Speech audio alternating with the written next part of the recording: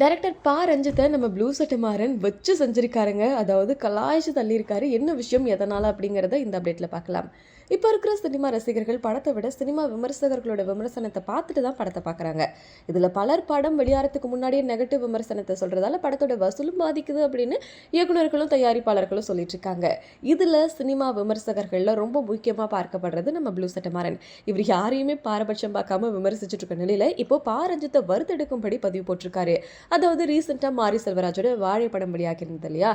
இந்த படத்தோட விழாவில் பா. ரஞ்சித் பேசும்போது, மாரி செல்வராஜ் படங்களில் பரியேறும் பெருமாள் படம் பிடிச்ச அளவுக்கு கர்ணன் மற்றும் மாமன்னன் படம் ரசிகர்களுக்கு பிடிக்கல. ஏன்னா கதாநாயகன் திருப்பி அடிக்கிறது ரசிகர்களால் ஏத்துக்க முடியல அப்படின்னு பேசியிருக்காரு.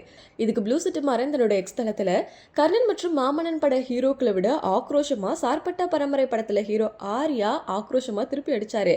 அது மறந்து போச்சா பா. ரஞ்சித் அப்படின்னு கேள்வி எழுப்பியிருக்காரு. அது மட்டும் இல்லாம பா. ரஞ்சித்துக்கு லைக்கும் விதமா அடுத்தடுத்த பதிவும் போட்டிருக்காரு. அதாவது சார்பட்டா பரம்பரை படம் பாக்ஸிங் படம் அப்படிங்கறதால சண்டை போட்டு தான் ஆகணும், அதுல எந்த அரசியலும் இல்லைன்னு முட்டு பாய்ஸ்லாம் சொல்றாங்க. ஆனா ஆர்யா சண்டை போடுறது எந்த அணிக்கு எதிரா அப்படின்ற கேள்வியை ப்ளூ சட்டை மாறன் எழுப்பியிருக்காரு. இது போன்று தொடர்ந்து ரஞ்சித்தை சீண்டும்படியா ப்ளூ சட்டை மாறன் போடும் பதிவுக்கு ட்விட்டர்ல லைக்ஸுகள் குவிந்து வருது. இதை பத்தி நீங்க என்ன நினைக்கிறீங்க அப்படிங்கறத கமெண்ட்லயும் கூட ஷேர் பண்ணுங்க.